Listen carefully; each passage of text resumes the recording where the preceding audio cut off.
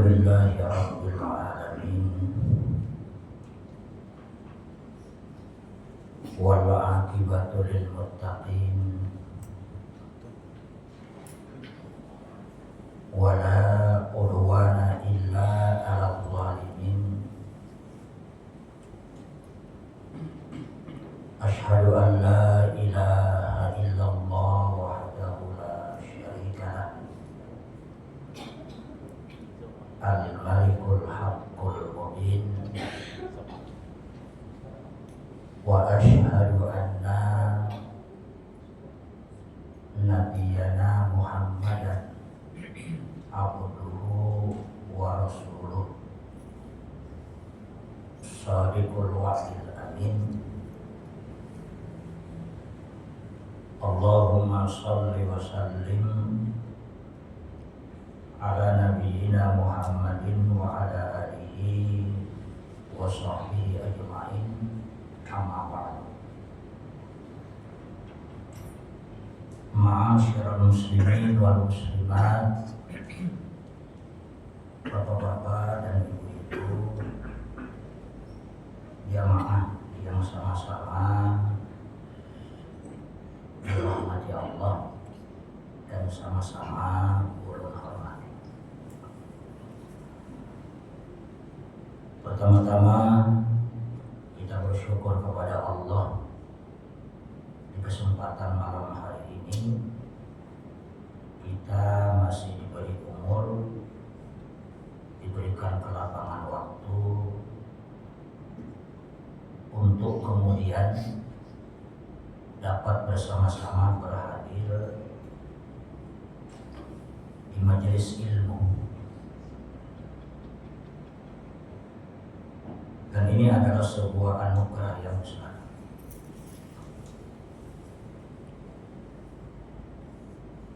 Di dalam kitab Al-Iqtisam itu disebutkan bahwa ada 4 kelompok manusia yang menjadi sebab Islam itu hilang. Dan mudah-mudahan kita tidak termasuk satu dari 4 kelompok itu. Yang pertama, yang menjadi sebab Islam itu hilang adalah orang-orang yang tahu tapi tidak berusaha mengamalkan apa yang mereka ketahui. Dia tahu ilmunya ada tetapi tidak dia kerjakan apa yang dia ketahui. Yang kedua, orang yang mengamalkan apa yang mereka tidak ketahui. Jadi apa yang selama ini mereka lakukan semata-mata hanya umpat kambing tumpul. Dasarnya apa, acuannya apa, dalilnya apa, tidak tahu. Mengamalkan apa yang mereka tidak ketahui. Itu kelompok kedua menjadi sebab Islam itu hilang. Yang ketiga, orang yang tidak tahu tapi tidak berusaha mencari tahu, tidak berusaha untuk mempelajari apa yang mereka tidak tahu. Sadar ada tahu, cuma tidak berusaha mencari tahu. Nah, ini penyebab ketiga Islam itu hilang. Mudah-mudahan di poin yang ketiga ini kita tidak termasuk. Majelis ada, rumah para, tidak ada halangan, masih terhalangi untuk berhadir. Dan yang keempat, yang menjadi sebab Islam itu hilang adalah orang-orang yang ketujuh membubarkan pengajian. Karena kalau pengajian itu dibubarkan, maka orang takut untuk berhadir ke majelis ilmu. Karena mereka jauh dari majelis ilmu, otomatis banyak perkara-perkara yang kemudian mereka tidak ketahui. Nah, ini 4 perkara ini itu biasanya ada di berbagai tempat. Tapi kita berharap kita tidak masuk ke salah satu dari 4 kelompok itu. Bapak Ibu sekalian yang dimuliakan Allah, malam ini kita akan mengaji tentang syarat-syarat wajib salat Jumat. Walaupun mungkin pembahasan ini tidak melibatkan perempuan, akan tetapi nanti ada penjelasan tersendiri. Syarat-syarat wajib salat Jumat itu ada 4. Yang pertama, berdasarkan kesepakatan umat Islam, orang yang wajib menghadiri Jumatan itu adalah balik. Balik itu beda dengan mumayyiz. Kalau mumayyiz itu kekanakan yang sudah bisa membedakan mana benar, mana salah. Jadi walaupun usianya belum mencapai usia balik, tetapi kalau dia bisa membedakan mana benar, mana salah, maka dibolehkan menjadi imam, dibolehkan untuk mengumandangkan azan. Karena syarat mengumandangkan azan itu tidak harus balik. Syaratnya yang penting mumayyiz. Pelafalan hurufnya itu pas. Kemudian dia mengerti urutannya. Kemudian persyaratan-persyaratannya apa. Ketika seorang anak yang mumayyiz mengerti itu semua, maka apalagi kalau memiliki suara yang baik, nah itu sadar diorbit untuk menjadi generasi penerus. Jadi mohon maaf yang Tuhan, artinya bukan meremehkan yang Tuhan, cuma kalau ada kekanakan mumayyiz, suaranya lebih bagus, suaranya lebih lantang, maka sadar seorang aja mundur teratur. Sebab kalau bukan sekarang pagi jalan, jadi dilatih. Nah, mumayyiz itu tidak mesti mencapai usia.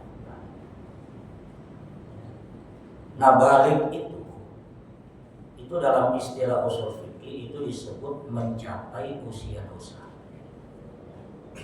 Karena kalau orang sudah mencapai usia balik, berarti dia sudah berdosa ketika melakukan maksiat dan berpahala ketika melakukan kebaikan. Makanya disebut balik itu mencapai usia dosa.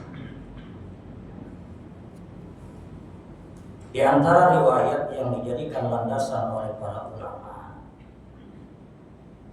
dalam persoalan ini adalah hadis yang diriwayatkan oleh Al-Imam Abu Dawud dari Thariq bin Syihab. Al-Jumu'atu haqqun wajibun ala kulli muslimin fi jama'atin illa arba'atun atau arba'atan. Abdul mamlukun awil mura'atun aw sabiyun aw maridun. Dalam riwayat ini disebutkan bahwa salat Jumat itu adalah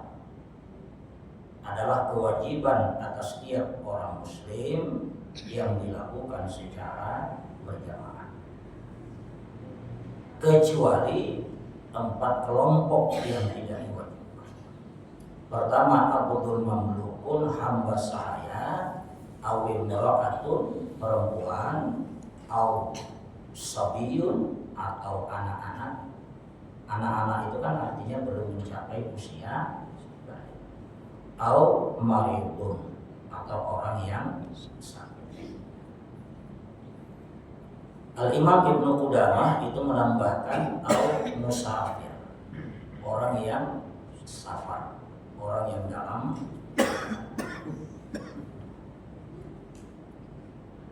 Nah, itu yang dijadikan dasar bahwa syarat wajib pertama untuk melaksanakan sholat Jumat adalah balik.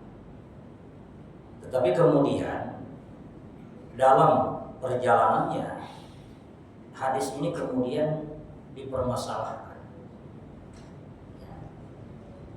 Apa permasalahannya? Permasalahan hadis ini itu dipersoalkan pada rawi yang bernama Thariq bin Syihab. Al-Imam An-Nawawi itu walaupun mengatakan bahwa hadis ini sahih menurut syarat Imam Bukhari dan Muslim, dan Syekh Muhammad Nasiruddin Albani juga mensahihkan hadis ini, tetapi hadis itu memang tidak lepas kritik yang paling utama terhadap hadis ini itu adalah kemursalannya. Jadi terkait hadis ini yang paling utama kritikan ditujukan itu adalah tentang kemursalan. Nah, ini penting juga kita sampaikan karena ini ilmu. Apa gerak hadis mursal? Gambaran sederhana dari hadis mursal itu seperti ini. Misalkan ulun itu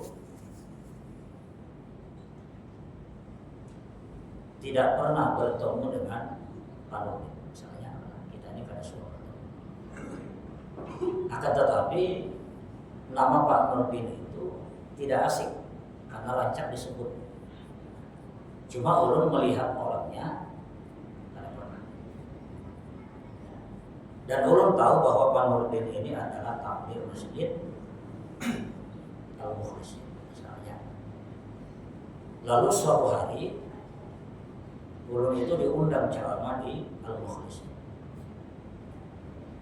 Ulun dengar berita bahwa ada pesan dari Pak Nurdin, setelah pengajian jangan langsung bulik, kita ada bermakanan.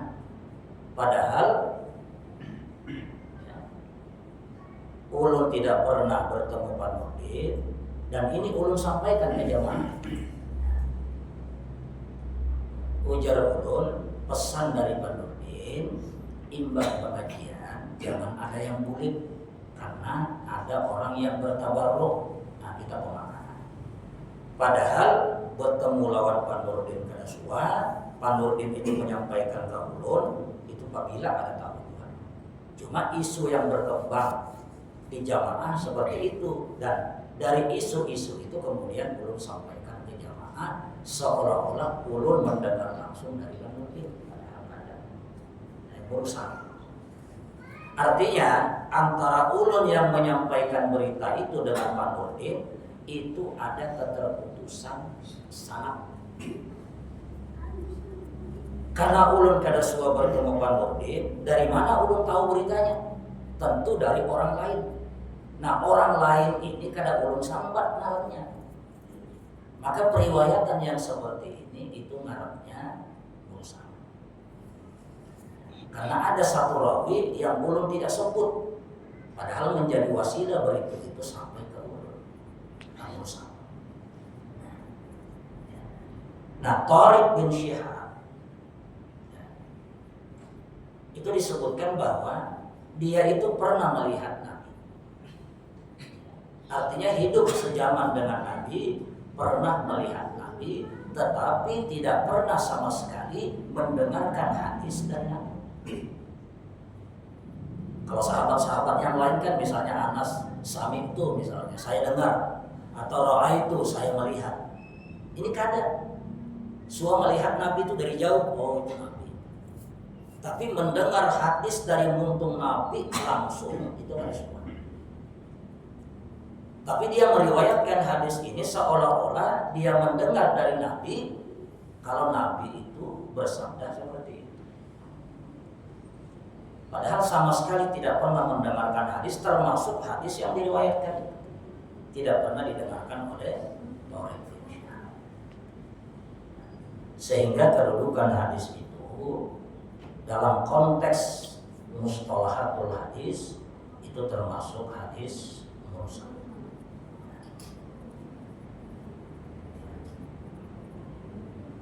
Kemudian yang menjadi pertanyaan itu, Ustadz, apakah hadis mursal itu kada boleh dipakai? Pada umumnya ulama mengatakan hadis mursal itu termasuk di dalam kategori hadis-hadis dhaif. Itu sederhananya seperti itu. Tapi kalau kita lebih dalami lagi, ternyata hadis mursal itu dibagi dua. Pertama ada hadis mursal sahabi, yang kedua ada hadis mursal ghairis sahabi. Nah, hadis mursal sahabi itu pada umumnya periwayatannya masih diterima. Alasannya kenapa diterima? Karena dalam keyakinan dan i'tiqad Ahlus Sunnah wal Jamaah, sahabat itu seluruhnya adul. Kesahabatan mereka menjadi bukti keadilan mereka, menjadi bukti kejujuran mereka. Nah, sehingga dengan keyakinan seperti itu, hadis mursal, kalau mursalnya itu dari sahabat, maka itu bisa dijadikan sebagai hujjah. Nah, salah satu contohnya adalah hadis terkait dengan pengecualian tidak wajibnya berjumat atas hamba sahaya, perempuan, anak-anak, dan orang yang sakit. Berbeda kasusnya kalau mursalnya itu ghairis sahabi, misalnya mursal tabi.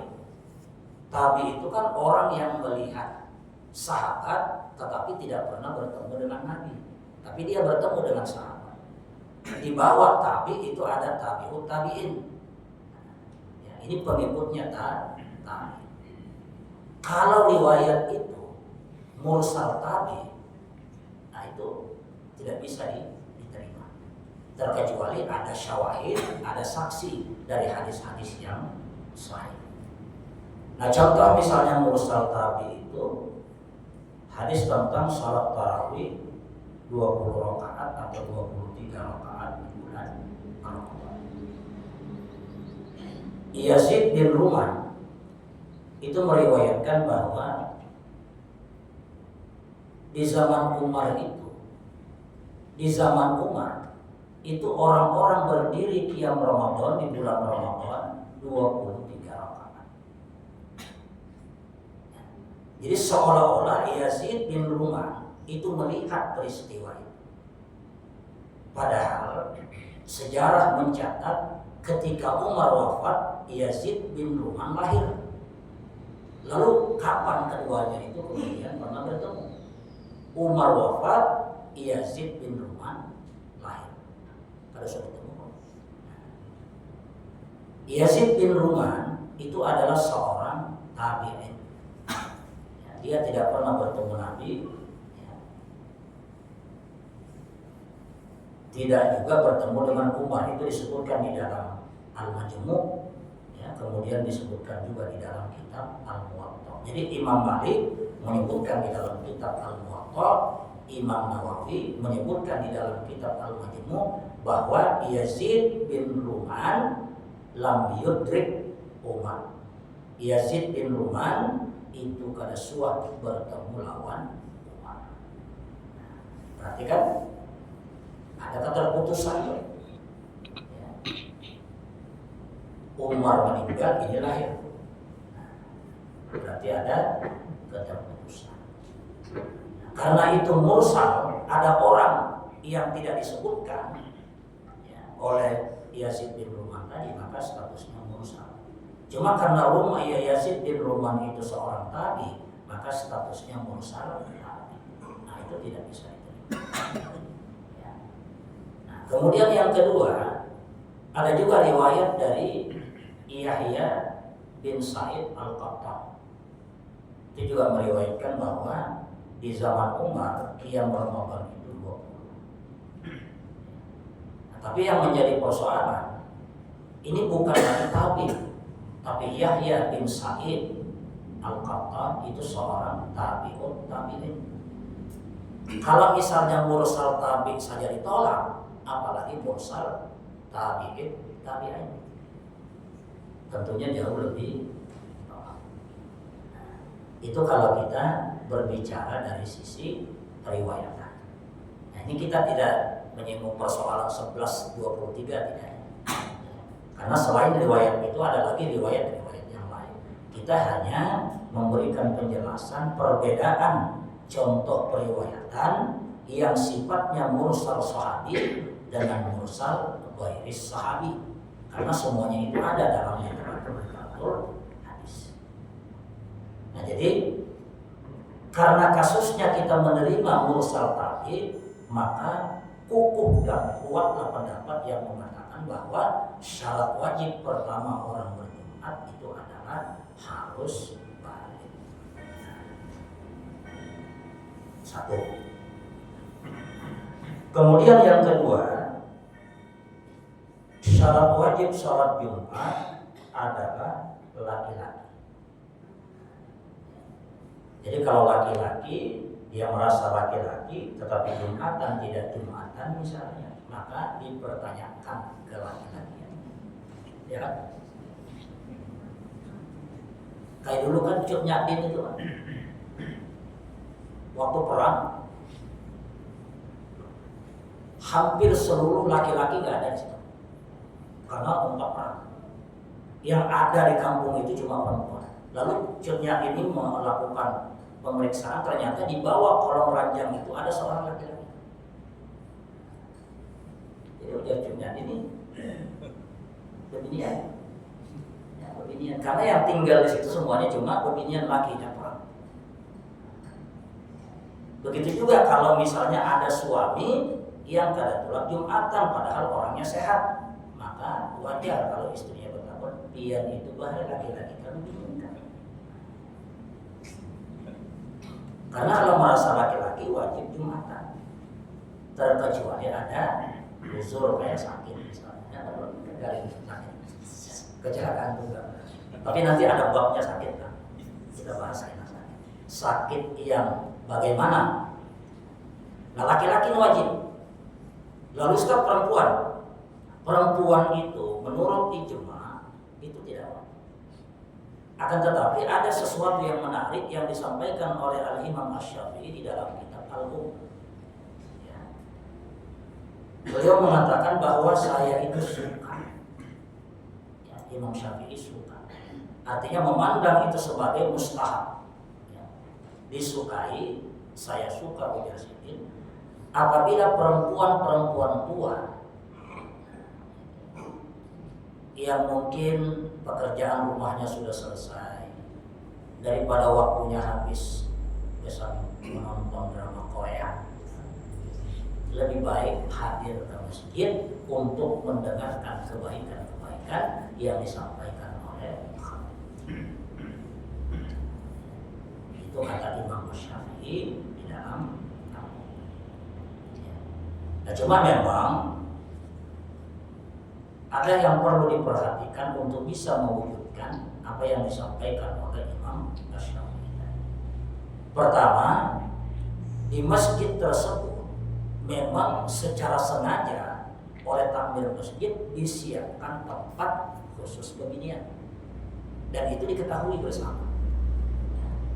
Nah, apabila ada tempat khususnya memang sudah disiapkan oleh takmir masjid, maka mustahab bagi perempuan untuk menghadiri Jumatan. Dan kalau sudah selesai Jumatan, maka dengan sendirinya tidak lagi diwajibkan sholat Jumat. Itu syarat yang pertama. Ya. Kalau kita ingin mewujudkan apa yang disukai oleh Imam Syafi'i. Yang kedua, hendaknya perempuan-perempuan yang ingin hadir ke Jumatan itu tidak memakai harum-haruman. Karena Nabi mengatakan tidaklah seorang perempuan itu keluar dengan berharum-haruman, ya, maka itu sama dengan berzina. Karena karena mengundang. Yang banyak terjadi itu di sholat idain. Jadi perempuan-perempuan hari ini, kecuali yang dirahmati oleh Allah, itu ketika keluar sholat id, itu dandanannya persis seperti orang yang mau tulak pengantin. Padahal dia itu ingin menyembah Tuhan, dan Tuhan tidak merasa perlu dengan ginjumu, tidak merasa perlu dengan pupurmu, tidak merasa perlu dengan harum-haruman. Cukup membawa nilai-nilai keikhlasan menuju tempat sholat. Kadang-kadang suaminya buyak dan membeli sepeda motor lawas sudah kembali, istrinya belum juga keluar, rupanya masih dandan. Ini bukan hendak tulak kepengantinan, dia itu hendak sujud. Dia hendak kritik untuk kita bersama. Laki-laki yang tidak mencium bau surga itu salah satunya adalah laki-laki yang membiarkan istrinya dipandang dan dinikmati oleh laki-laki yang lain disebabkan karena mengandung harum-haruman, kemudian bersolek yang macam-macam. Itu namanya dayus, dan itu tidak akan bisa mencium bau surga. Padahal bau surga itu sudah keciuman dalam jarak 40 tahun perjalanan. Jadi laki-laki berhati-hati, awasi ini. Berdandan itu tak unik, kesan siapa yang berdandan. Karena kadang-kadang di rumah ada berdandan, padahal yang lebih berhak menikmati kecantikan istri adalah suami. Di rumah malah kada suka berdandan lah, pakai popor putih itu, kada suka bergincu, baju seminggu boleh dicuci. Tapi itu di sana apa? Jauh, Bismillah di sana. Tapi bujur lah, bujur ya Pak. Baik istana itu di rumah itu. Iya, plaster aja bujur. Tapi bila Anda keluar rumah, jangan diganggu 2,5 jam. Itu pas saja tuh dibuka cermin. Jadi wajar lah kalau di agama itu, bahasa Arab itu kan perempuan marah, sedangkan cermin itu mirah. Jadi memang satu rumpun bahwa perempuan itu tidak akan pernah bisa jauh dari cermin. Makanya kalau lakian banyak bercermin, tapi dua ini bininya kan lakian kan.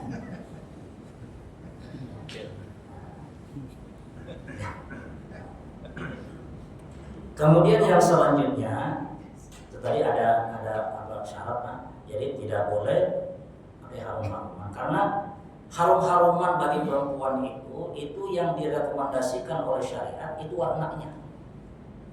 Kalau laki-laki itu baunya.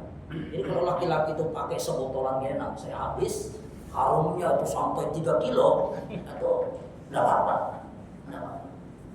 Karena memang itu yang dikehendaki, harum-haruman itu. Kalau perempuan kan warnanya, cari warnanya yang lebih dominan. Kemudian memang ada tempat khusus misalnya.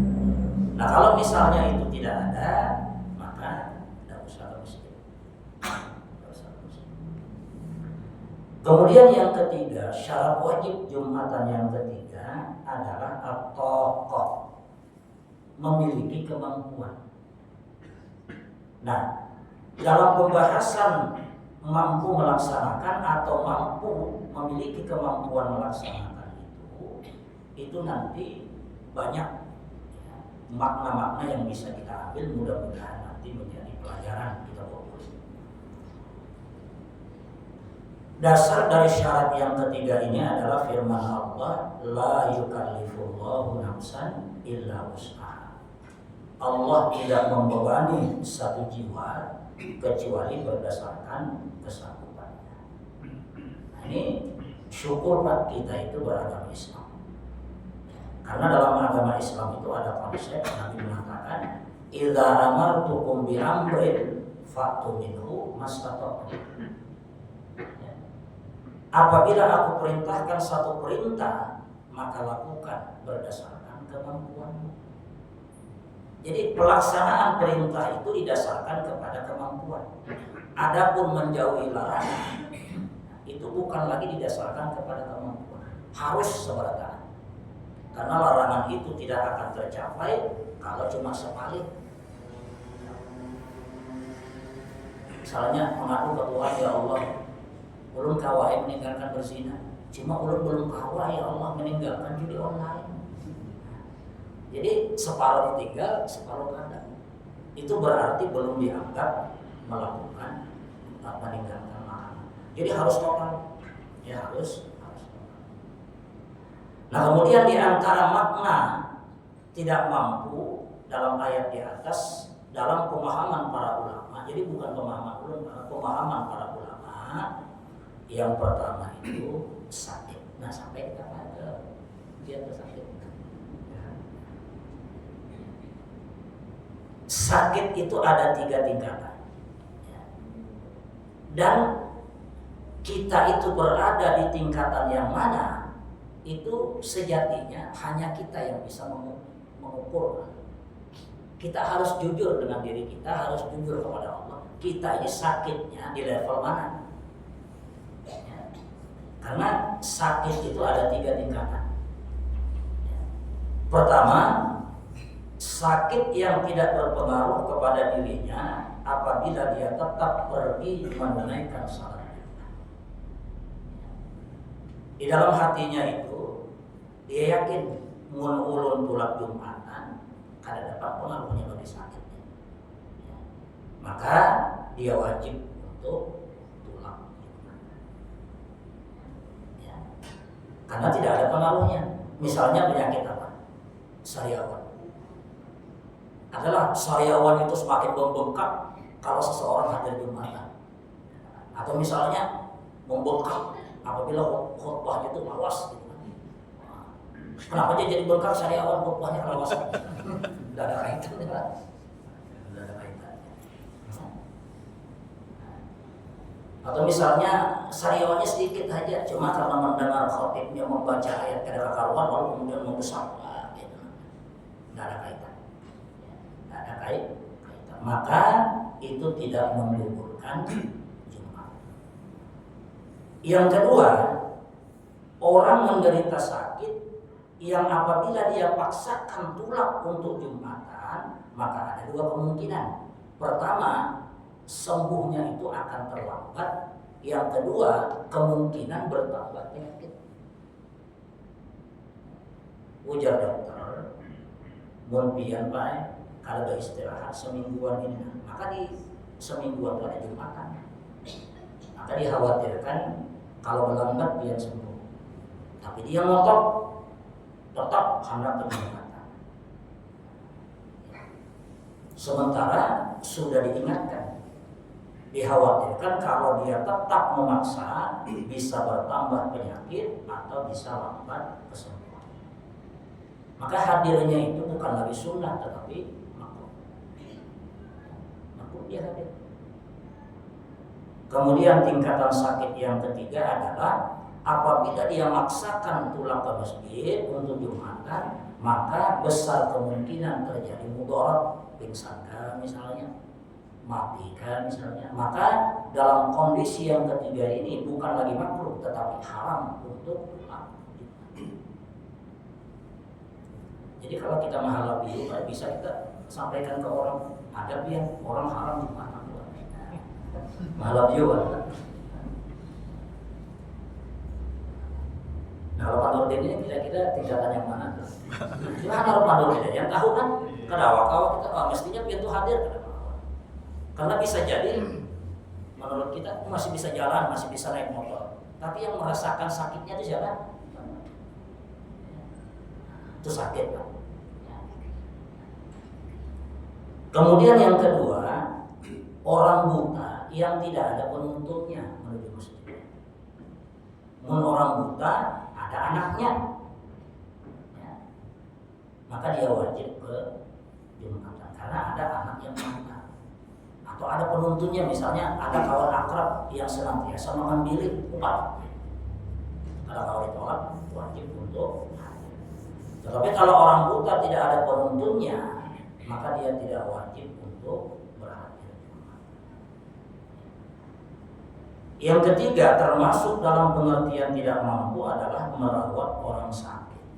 Nah, pian itu mungkin punya saudara, kuitan pian dirawat di rumah sakit. Pian telepon, ini hari Jumat sudah, parak sudah Jumatan. Teleponin kakak, kaulah pian, kakaknya di binian, kaulah pian menggantikan ulun anu mas ini, menjaga mama. Nah kalau kakak, ini ulun di luar kota misalnya. Kakak kedua, ya saudara macam-macam, ada yang di luar kota, ada yang ini segala macam. Akhirnya kembali ke saulan gitu. Itu kalau ditinggal bisa jadi berguling, orangnya kan ada lagi. Ya, mungkin tulah kemana gitu kan, atau sembunyi dia. Maka dalam kondisi seperti itu dia tidak wajib Jumatan, karena dia memiliki kewajiban yaitu merawat orang sakit. Nah, ini penting Pak. Karena kadang-kadang kita itu bingung, kayak apa ini sudah lah, sari-sari sudah parah Jumatan, ada yang mengunjungi segala macam. Tidak usah, sholatlah pian di sini, ya, tidak perlu Jumatan. Kemudian tidak berbeda jauh dengan merawat orang sakit itu tadi adalah orang yang diberikan amanah atau tugas untuk menjaga alat-alat berat di perusahaan.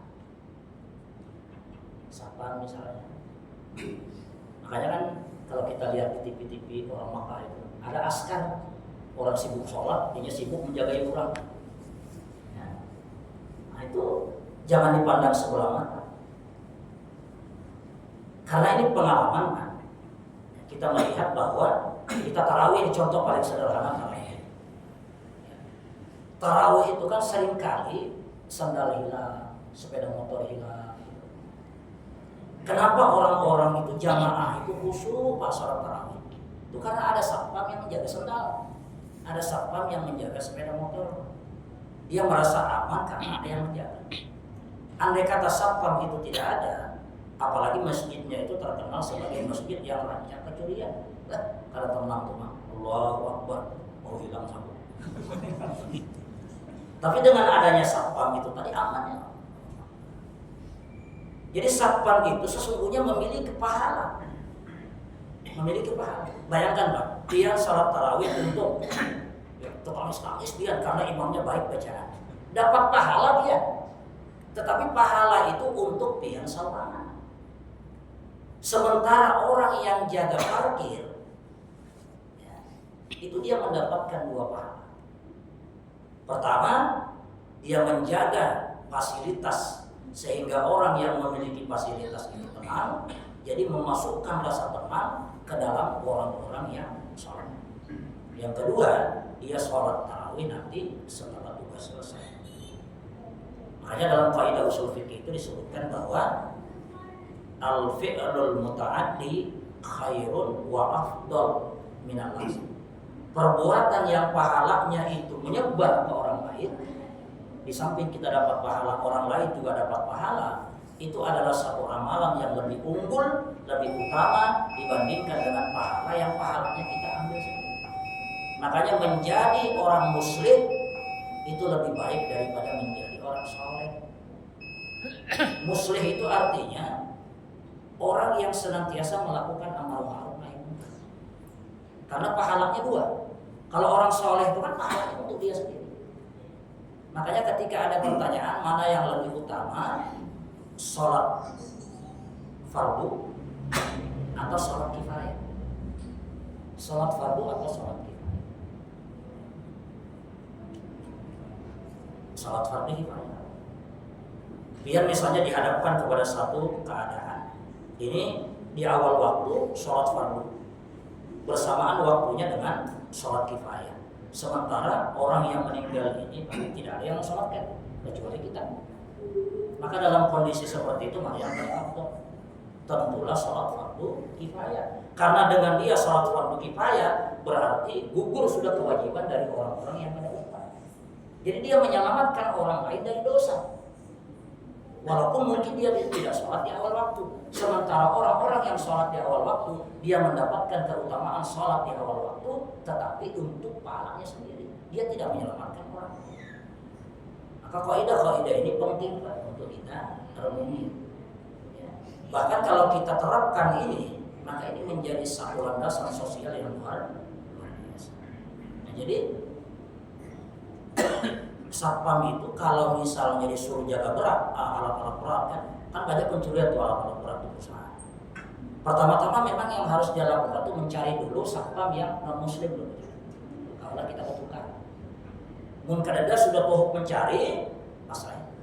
Ya Allah, ini amanah lebih besar. Kalau ulun sholat Jumat, pahalanya sama ulun seorang. Tapi kalau misalnya ulun menjaga amanah ini, itu kemaslahatannya lebih. Sementara sholat Jumat bisa diganti. Kalau barang orang hilang, dipecat. Nah, ini penting untuk dipahami oleh karyawan. Cuma jangan dianggap remeh juga, jadi berusaha. Nah itu dulu, karena sudah ada peringatan tadi. Peringatan itu bila ada indah kan, bahaya umumnya. Mudah-mudahan bermanfaat. Assalamualaikum warahmatullahi wabarakatuh.